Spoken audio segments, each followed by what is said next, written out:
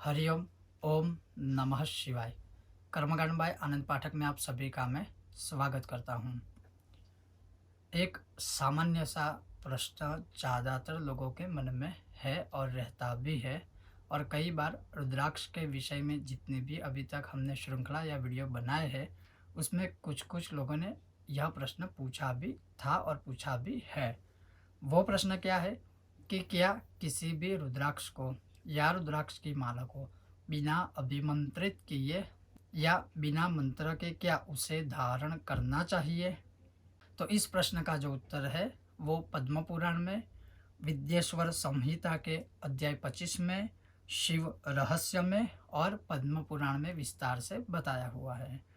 तो उसका तो इन सभी जो ग्रंथ है उसका जो मुख्य सार है इस विषय में, इस प्रश्न का, वो मैं आज आपको बताऊंगा। तो सर्वप्रथम उसका उत्तर ये है कि कभी भी 1 से 14 मुखी रुद्राक्ष हो या किसी भी प्रकार का रुद्राक्ष हो या फिर रुद्राक्ष की माला हो, उसे बिना अभिमंत्रित किए कभी भी धारण नहीं करना चाहिए। अगर धारण करते हैं तो उसका जो फल लिखा है वह सुनिए।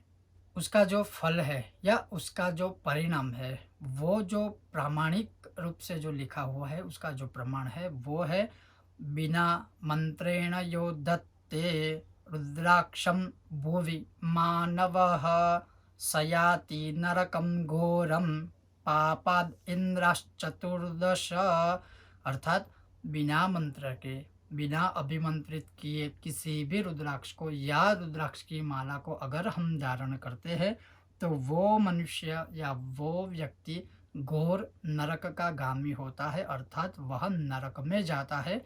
ये मैं नहीं कह रहा हूँ, हमारे कुछ ग्रंथ, हमारे ये जो प्रामाणिक ग्रंथ है वो कह रहे हैं।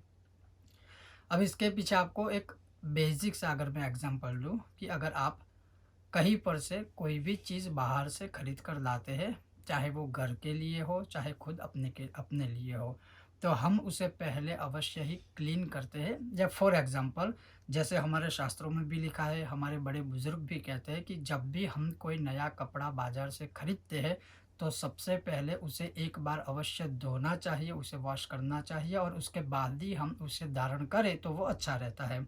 उसी प्रकार से जैसे अगर हम सब्जी बाहर से खरीद कर लाते हैं तो उसे धोए बिना कभी भी सीधा खाना उसका नहीं बनाया जाता।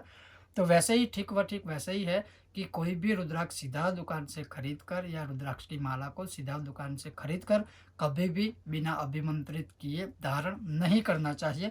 अब उसकी जो विधि विधान है अभिमंत्रित करने की, या हर एक रुद्राक्ष को कैसे अभिमंत्रित करके उसका जो विधि विधान है उससे निभाव कर उसका जो विधि विधान है वो करके कैसे धारण किया जा सकता है, तो वो भी आप बहुत जल्द देखोगे। जैसे एक मुखी रुद्राक्ष है तो उसका विधि विधान क्या है, न्यास क्या है या विनियोग क्या है, और उसे धारण करने का मंत्र क्या है और कितने मंत्र करने चाहिए उसके बाद वो रुद्राक्ष धारण कर सकते हैं, वो सब बहुत जल्द आप देख पाओगे सिर्फ और सिर्फ हमारी चैनल कर्मकांड बाय आनंद पाठक में।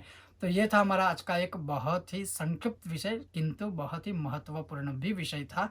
अगर आपको यह विषय वीडियो पसंद आता है तो बिना भूले हमारे वीडियो को अभी के अभी लाइक करें, ज़्यादा से ज़्यादा सबके साथ साझा करें, शेयर करें और हमारे चैनल को सब्सक्राइब करें। आप सबका बहुत बहुत धन्यवाद।